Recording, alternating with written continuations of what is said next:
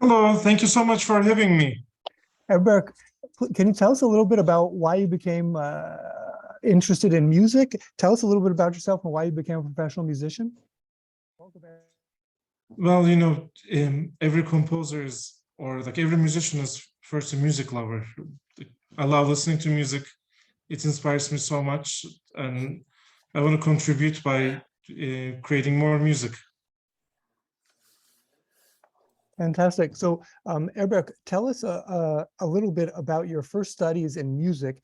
I understand in Turkey you studied at the Samsun Municipality Conservatory and then at the Ankara State Conservatory.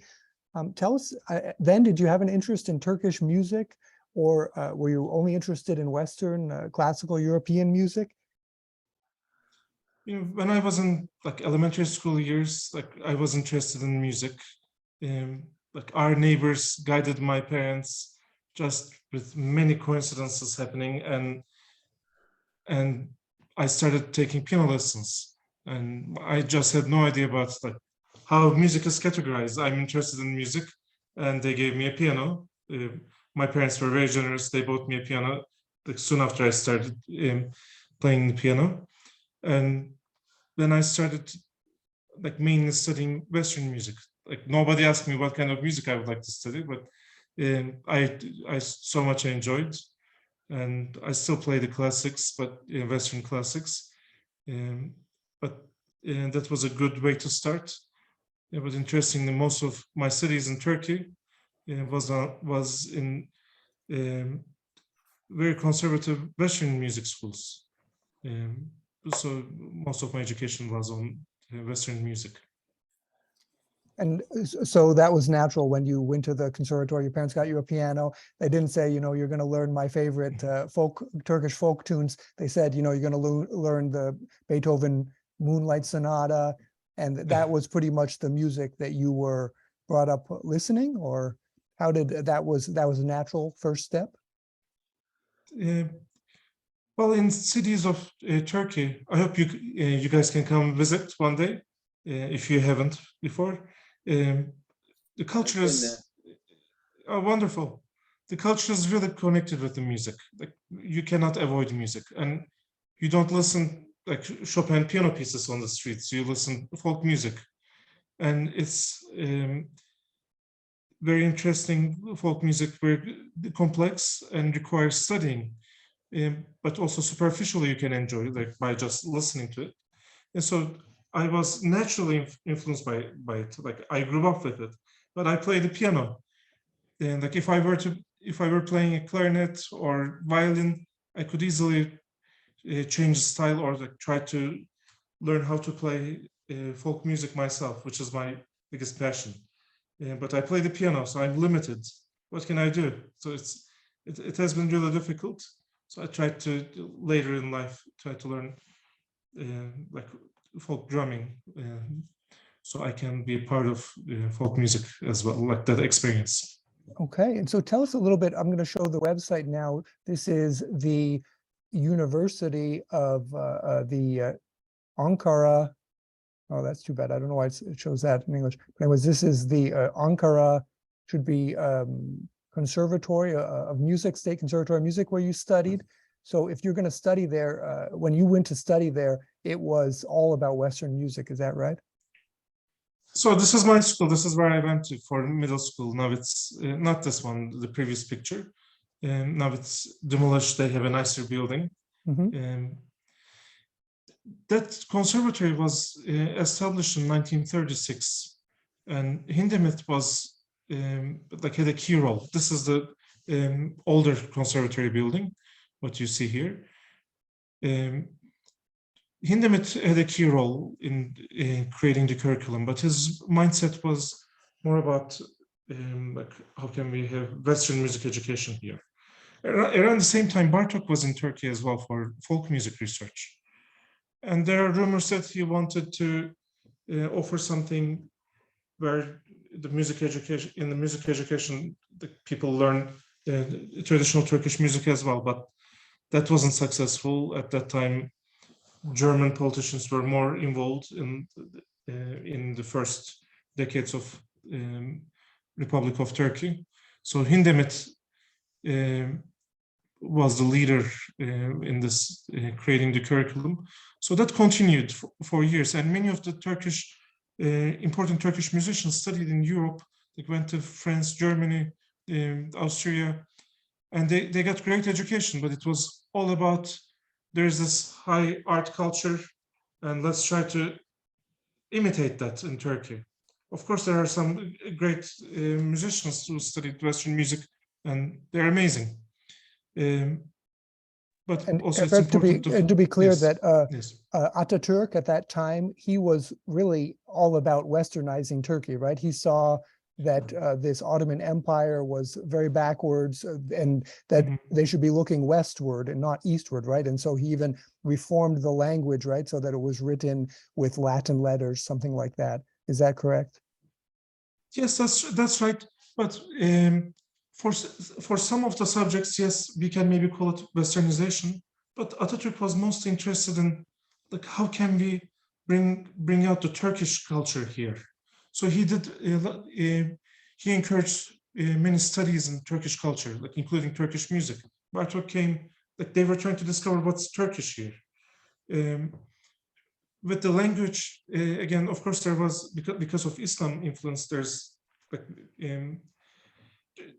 for Turkish Arabic alphabet was used for centuries, but he believed that that doesn't really work in expressing in Turkish language. So he wanted to separate Arabic and Turkish, the Islam influence and Turkish culture. But for some parts of the culture, like for laws, for maybe the civil rights, yes, westernization is the right word. But for cultural, I think he was more interested in what's Turkish here, because it was influenced by Islamic culture, maybe from the West as well. But he wanted to find the voice of Turkish music, Turkish culture. Fantastic. So that's really good to know that you were brought up then in that kind of, how should I say, confused cultural state where you have all of these different influences of the West, and at the same time, there's that perhaps less emphasized aspect of researching the Turkish identity. So let's listen now to one of your recent compositions, and let's see how you have put it together.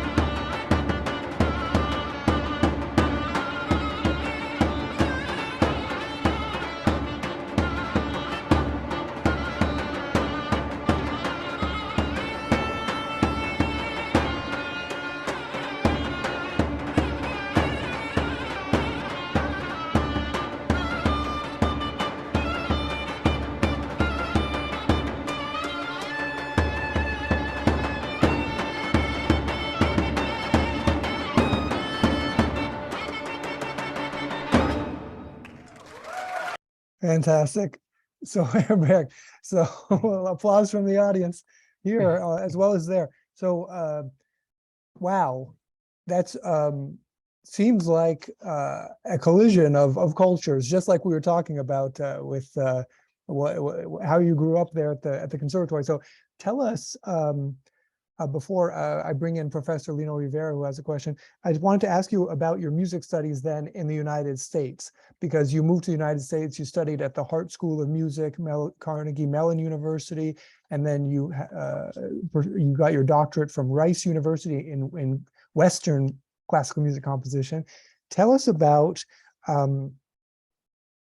that experience that I imagine you went to pursue Western music. You wanted to do Beethoven or study, you know, Webern and the contemporary people of the Stockhausen, Pierre Boulez, and you did really a 180 and you went completely into Turkish folk music, and that's where I imagine, then get such an incredible melange of styles, like we just on that concerto, I guess, or whatever it's called now.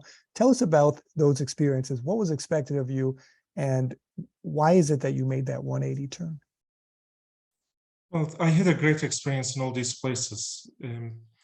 I got to perform various styles of music, and I took so many classes on all those composers you mentioned.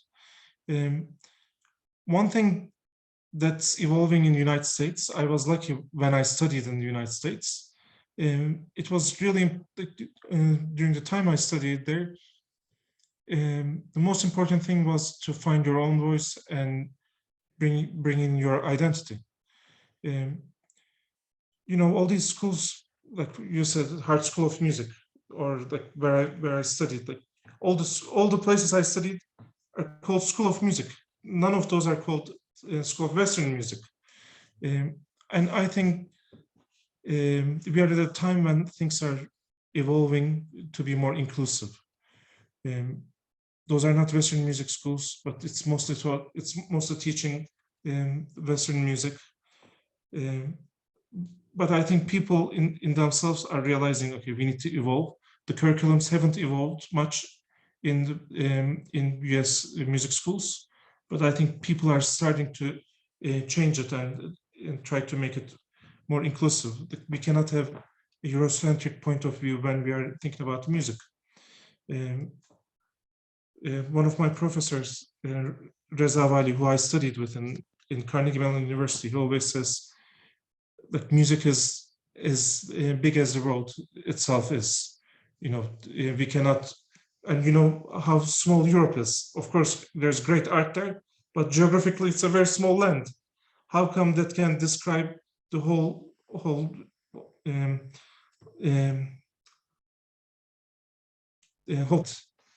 there's so much to learn from everywhere. And you know, I would, and the reason why I would like to bring in my own identity in the music, it's not because I'm Turkish, I should write Turkish music. That's not what I mean. I love Turkish folk music, that's why I would like to bring it in. If I were to say I love Beatles, then you should expect to hear Beatles influenced music. It's not a nationalistic identity I'm talking about here. Whatever I like, I would like it to come out. That means, you know, in the past, maybe these music schools were working like factories. There's this curriculum, you need to get out. You need to get out in this factory, and everyone would be the same. But we don't wish, like, if we want this world to be as rich as possible, we would like to taste everything, right? Many of you guys are in the United States. I love my time in the United States because, you know, at night I can choose, should I go have Mexican food? Should I have Turkish food, Italian food? Why shouldn't we do that when we are listening to music? Like, imagine if you were eating one kind of food every day. It would be a very boring life, and we would like to make this world as rich as possible. So I hope people from the different backgrounds would bring their interests in music in Fantastic. their own works. And so it's very, I mean, fascinating what you told us at the beginning about your time at the Ankara State Conservatory. Mm-hmm. Also, because when you mentioned Paul Hindemith, the quintessential Yeah. Western European, modern Western European composer. And I was thinking, I only thought, well, he was influencing everybody, I think, in Connecticut. I think he went to the United States and was building music programs there, or he was in Switzerland. Yeah. Our guest told us last week, founding a musicology program in Zurich. Mhm. I mean, and you, as you mentioned, there was some kind of battle going on between Hindemith Mhm. and then Ataturk's vision of kind of those two different realities. And then in the end, that's exactly what you pursued. And then, as you mentioned there at Carnegie Mellon University, then you found your own identity there. Fantastic. So let's bring in Professor Lino Rivera of St. Mary's College of California. Hi, Lino. Hello, Erberk. Hello. That was a very fantastic and virtuosic piece right there. My question is, how much of that solo passage was written out, and how much freedom did you give the performers to improvise, basing on, of course, the Turkish scale? Yeah, so this is actually, the soloist is a 20-year-old student from our university, Ankara Music and Fine Arts University. We worked closely in this room. That's like a 14, 15 minutes, how long was it? Like around 13, 14 minute piece. And towards the end, I give him a 30-second solo, but it's guided improvisation. I say, you should do it in this range, and the character is set. This is a scale. These are the notes you should see as the centers of the scale, and I make him switch between the scales as well. That's influenced by like makam tradition of Ottoman music and general Turkish traditional music. But I try to be as free as possible when I'm working with folk material, or if I'm working with the language of traditional music. But there was some improvisation, but 98% of the pieces, or 95% of the pieces, written out. I see. And also, I just could not help but notice that the last chord, the drone from the strings, were a little bit, shall we say, in our Western ears, out of tune. And I know that is a deliberate a feature of folk music. Just like, we hear the Indonesian gamelan, and it's like, oh my, or the Indian raga. And for Western ears, it's like, well, that's out of tune. And no, that is actually what's supposed to be. And it was very evident. It was a very, very cool ending of that piece. Thank you. Thank you. Actually, I'm glad you mentioned this. There I'm trying to imitate like two outdoor instruments, like as if there's one more, that folk instrument, and they're distant from each other. Like, of course, there would be some like frequency differences that would create that beating. I was trying to imitate that, but also, many things like this happen in folk music, where people are okay with the, like, in quotes, out of tuneness. These are like many recordings of the great masters. They're okay with it. They could easily fix and match the pitch. In folk performances, they could easily do it. They're great musicians, but they don't do it. Many times when we are studying a Western perspective of traditional music, they say, "Oh, that's out of tune." But they could have fixed it. They are smart people. They are talented people. They chose not to fix it. So in the taste, in the culture, that's okay. They like that. If they didn't like it, they would have matched the pitch. So I try to bring in those types of like small but important qualities of traditional music. So thank you so much for catching that. Fantastic. And also, I would point out that in relation to the contemporary, so-called contemporary Western music of the 20th century, you have a celebrated music by György Ligeti called Ramifications, in which you have these different orchestras with different senses of intonation, kind of communicating with each other between those intervals that we hear as out of tune. So it's very Yes, relevant to and our I would audience. also bring up Charles Ives, who Of also course. deliberately, yeah, he wrote this piece for two pianos, which are kind of out of tune with one another, and Mhm. so you hear this particular folksy element in that composition. Uh, Fantastic. Let's hear now Erberk performing pure, so I say pure with caution, Turkish music.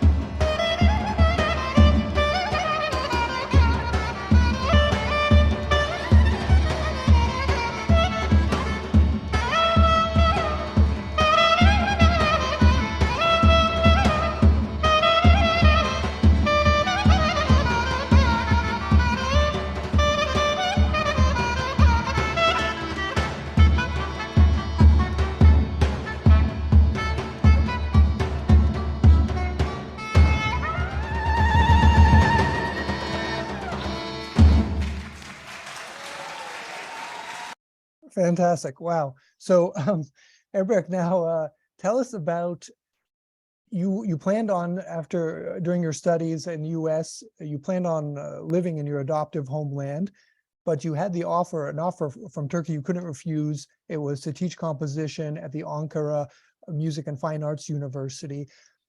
It should be pointed out that you are finding your artistic identity in this Turkish folk music and going in that direction has really paid off handsomely. You are a celebrated composer in the United States. Tell us about now the work you do with this university, and tell us about your students and the courses that you teach. Sure. Honestly, I never thought I would have this chance in my life. Maybe when I'm in my 60s, 70s. I studied with Reza Vali, a fantastic Iranian composer in Carnegie Mellon University. You know, Carnegie Mellon University is one of the top 30 universities in the world. Professor Vali is a fantastic composer, but he always wished to, like he created curriculums. He was thinking about the problems we are having in Turkey, but he created curriculums for Iranian music, Iranian conservatories, but he never had a chance. And you know, studying with him, and like I could see his passion for Iranian music, and he was doing incredible things. He's doing incredible things in Pittsburgh, Pennsylvania, and like he founded Center for Iranian Music. Amazing things, but I could always see how much he misses his country and how much he wants to, he would wish to influence the culture there. So I was incredibly lucky in my 30s. Ankara Music and Fine Arts University was established for very different reasons. But we had a university president, Erol Parlak, the first president of the university. He wanted to establish a like inclusive, non-Eurocentric university. And in the third year of the university, they wanted to establish the composition department. In my opinion, that should have been maybe the first thing to do in the university, because you know at that time there were Western musicians, classical Ottoman musicians, folk music musicians, people from many different areas. But it, as you said, it's a beautiful campus. But there needs to be something that can connect everyone. You know, there's no music for people to play together, or there's no language, there's no music theory that's taught that can make everyone communicate.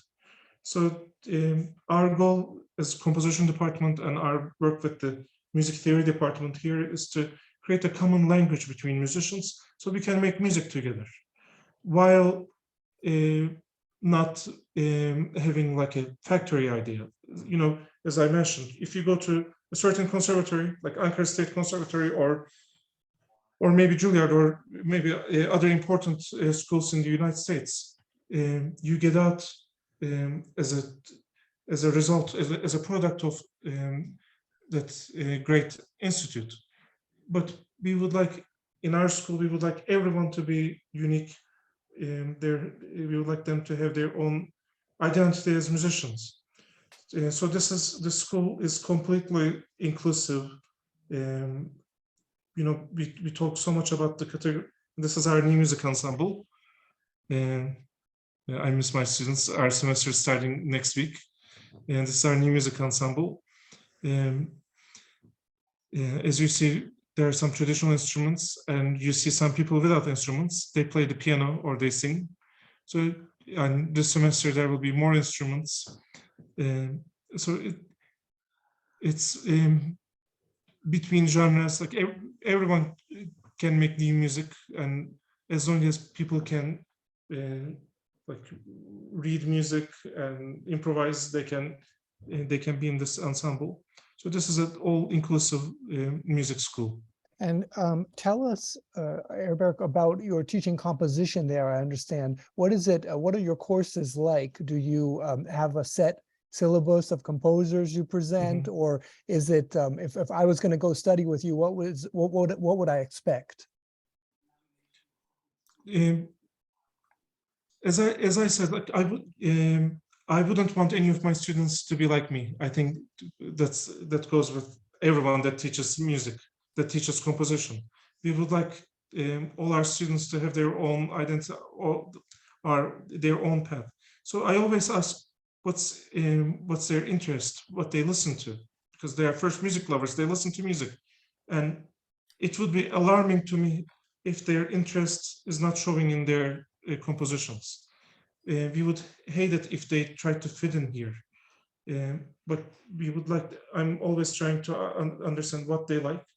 It can be hip hop, it can be Michael Jackson, I don't know, it can be ligeti, whatever their interest is, or folk music of Turkey or neighbor countries. I would like them to learn more about that, discover what else is available, but learn more about that, and see how they could bring in their musical taste into their music compositions. Of course, this is what they would see in composition lessons. But our curriculum has 4 semesters of both Turkish music theory and also music theories around the world, including, like, of course, Western music theory, but from Brazilian music to North African music, we would like to be inclusive, and we would like people to experience that. Wow. And so that is, therein lies really the difference between the Ankara State Conservatory and the Music and Fine Arts University, is that it really gives you kind Yes. of a global view of what music is, just as you've experienced. Is that right? Yes, I think it's unrealistic to just teach Western music and like just Western classical music. You know, these students, when they go home, they listen to something else. That's the reality. And then why are we asking them to be not honest and write music that's not their taste? Already in this job market, it's not like if you write this particular tradition, like in quotes again, contemporary Western music, if you write music like that, you will get incredible jobs, you'll make so much money. That's not the reality of this job. So they are in this because they love it. So why shouldn't they write what they love? So we try to encourage them, like, don't be embarrassed of what you listen, and let's try to focus on like what we can learn from what you listen to and how we can bring it to their own composition. Fantastic. And before we listen to one of your students' compositions, just I want to ask you, give you a rejoinder and say, isn't that famous anecdote about Claude Debussy speaking with his teacher from the conservatoire, that Debussy plays some parallel chords on the piano, and he says, "Isn't that wonderful? It's just pure pleasure. Why would anybody write a fugue or do anything? Why can't we just do that?" And his teacher says, "Well, Claude, you know, you learned all the rules, so now you can break them. So how do you, aren't you afraid that by being so open, you're not giving some fundamentals, some fundamental direction that Paul Hindemith surely would recommend giving students?" Well, we don't believe in rules. You know, whoever you analyze, like, you cannot analyze by the common practice music theory.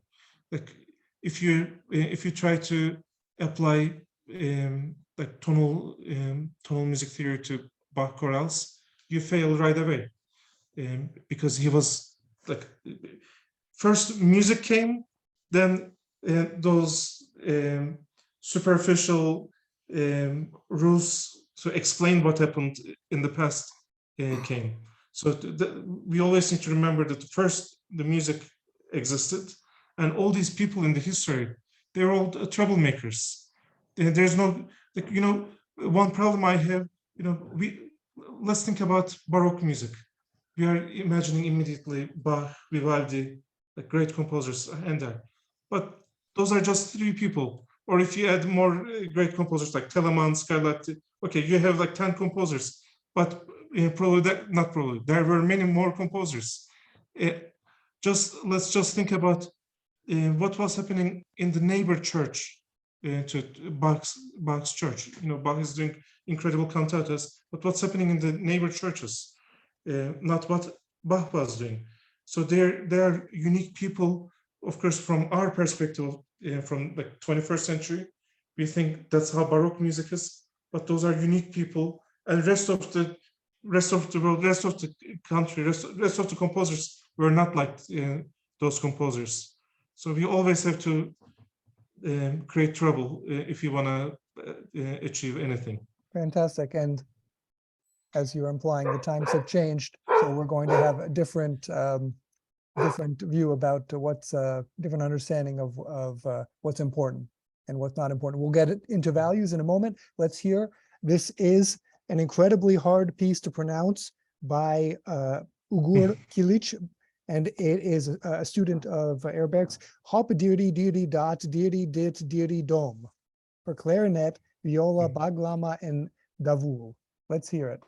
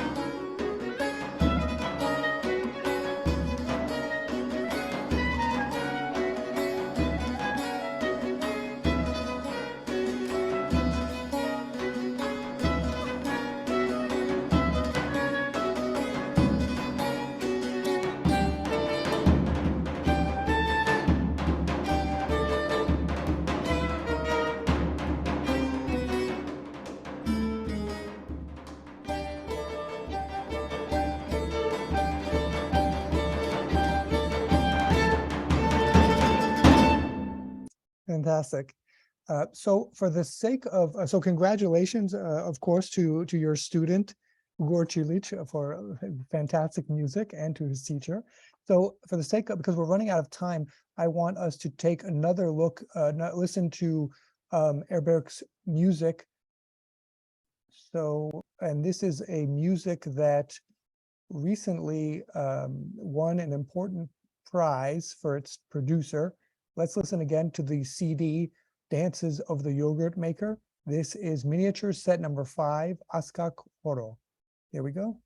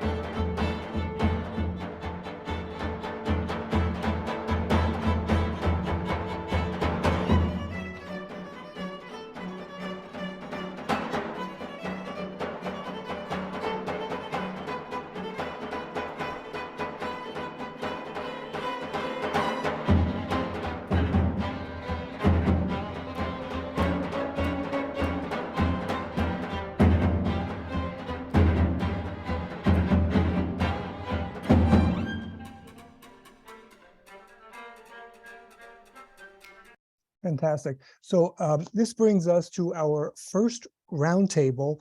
Today, what is considered contemporary or modern music? Erberk, the recording we just heard was produced by Judith Sherman, who won the Grammy for Classical Music Producer of the Year 2021. The Recording Academy is the United States-focused organization that awards Grammys and which the sociologist Patrick Aspers argues is a tastemaker that awards those prizes to reduce uncertainty about which recordings on the national music recording market are good and or bad, and an organization that the innovation scholars Gino Cattani and Simone Periani consider a conservative institution that exists to defend the entrenched interests of established insiders, those who profit from the status quo, against outsiders and their innovative visions. When awarding the Grammy for Classical Music Producer of the year 2021, although the music composition itself may not be the primary criteria judged by the Recording Academy for that prize, the music recorded surely plays a key role in their decision. It is an award for classical music, is it not? So, with those considerations in mind, today, what is considered contemporary or modern music, and what values does that music represent?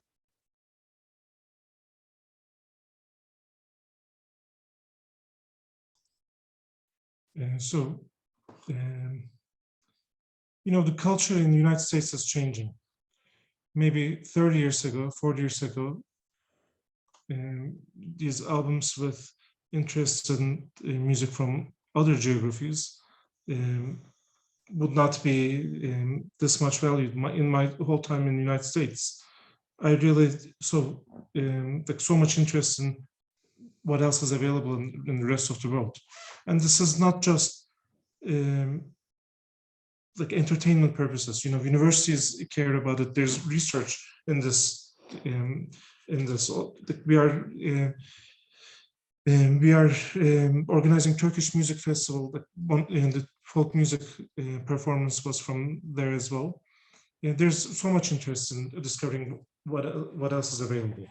Of course, just like how I was explaining what our university does, categorization is something to remember when we are buying a CD, just like how we described in a market. Like when we go to a store, you want to see, oh, is this jazz or is this classical? Okay, that's where it matters. It shouldn't, but especially in universities, categorization doesn't mean anything. That's why the music schools should evolve, and we should break all these categorization barriers. I think that's happening slowly in the United States. I wish it doesn't say producer of your classical music. What does classical music mean? There's classical music from every part of the world. So that doesn't make sense. I always see, we always have this discussion, what's modern music? I don't want to take too much of your time. I'm curious about Please do take what you guys think too. Modern music is not when you create second-rate, third-rate Pierre Boulez, when you create like Wolfgang Grimm, like when you imitate Wolfgang Grimm. That's not modern music. That's third-rate Wolfgang Grimm. You already have Wolfgang Grimm. I think the most modern thing, most valuable thing a musician can do is to create something that's honest to them. And when we are presenting ourselves in public, when we are going on a date for the first time with a person, you always think like, should I show myself like someone else? That's not the right thing to do. The best thing to do is to be honest and be accepting who you are and presenting yourself. You're on a date, or you're in a meeting, or you're in a concert stage. You want to be honest and just present yourself with your own interest. If people like you, if the listeners like you, that's great. If they don't, doesn't matter, because you are honest with who you are as a musician. So the most modern thing, as we are like modern creatures now, most modern thing we can do is to be honest and bring out what our interests are in our own music. And Erberk, tell us a little bit about, you mentioned Pierre Boulez and Wolfgang Grimm. Tell us, what does their music sound like? What are the values of that music, which clearly was perhaps 20 years ago or sometime, it was really considered that is contemporary music. Anything that does not represent those values is considered kind of a holdover from Romantic music. I don't want to turn this into music theory, music history class, but until the Second World War, the focus on pitch was so important. We had the tonal music. It became, then the 12th tone was important. The hierarchy between the pitches in a scale is broken. So the pitches got, if you ask my opinion, pitches got less important, and the sound quality got more important.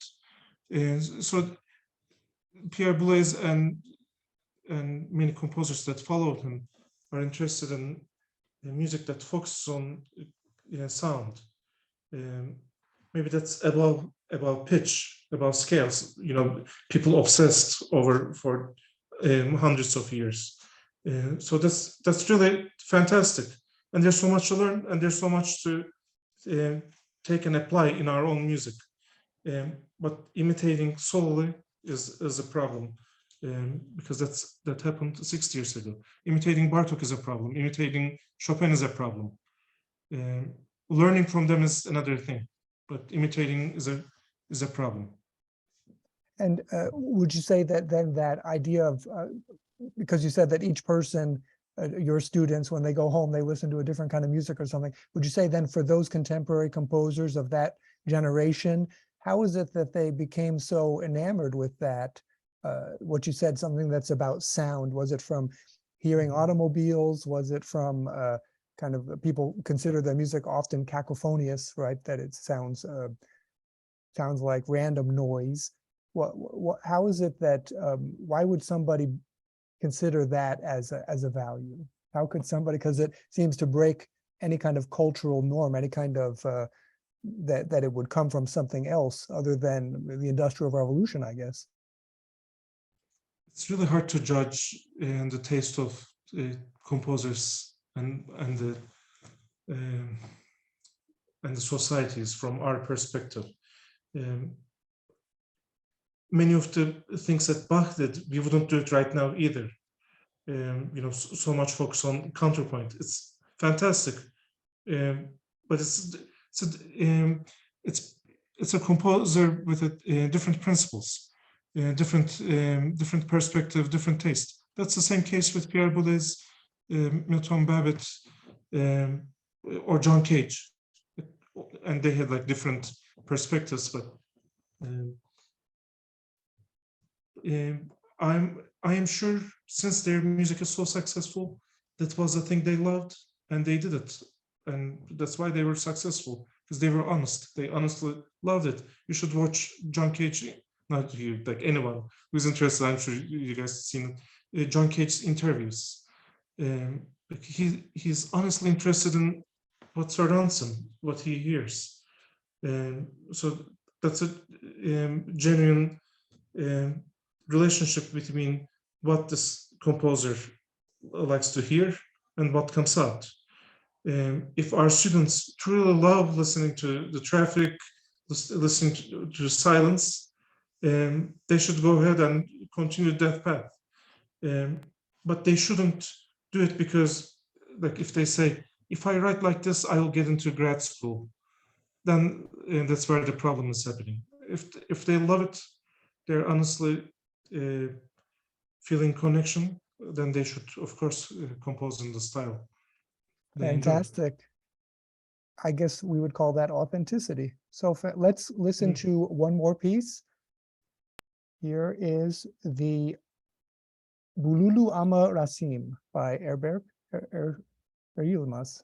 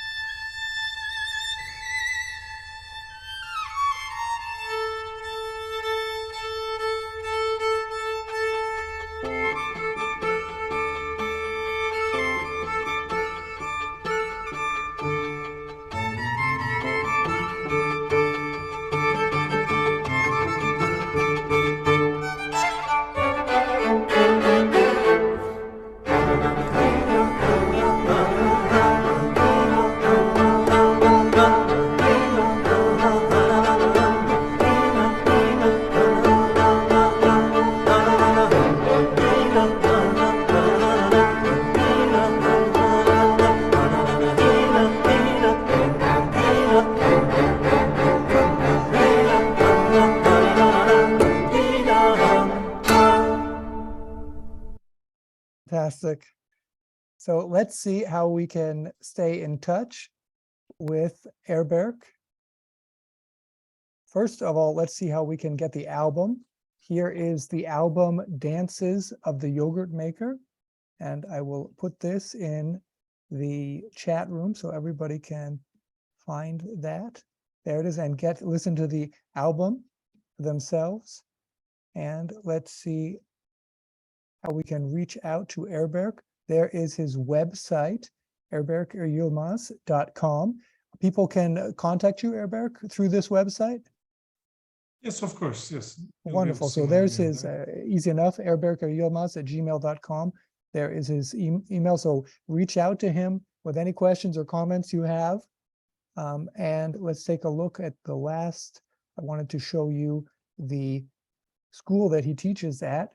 It is also available, the website is available in English, so you can reach out to them there at the website, or there it is, their contact information, or you can write Erberk an email and ask him about his fantastic program. Dr. Erberk Eryilmaz, thank you very much. Thank you so much for having me. So let's take a look at next week, what is coming up. We have Chamber Music America. Classical music insiders know about an extraordinary organization headquartered in New York City. Chamber Music America is a charitable organization whose sole mission is to develop, support, and strengthen the chamber music field in the United States. CMA CEO Kevin Kwam-Lukes and his 8-person team are right off stage supporting chamber musicians all over the nation by providing them tailor-made professional resources and benefits.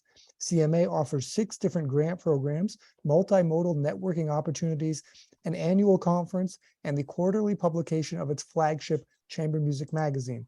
Are you feeling left out because your chamber music isn't all that classical?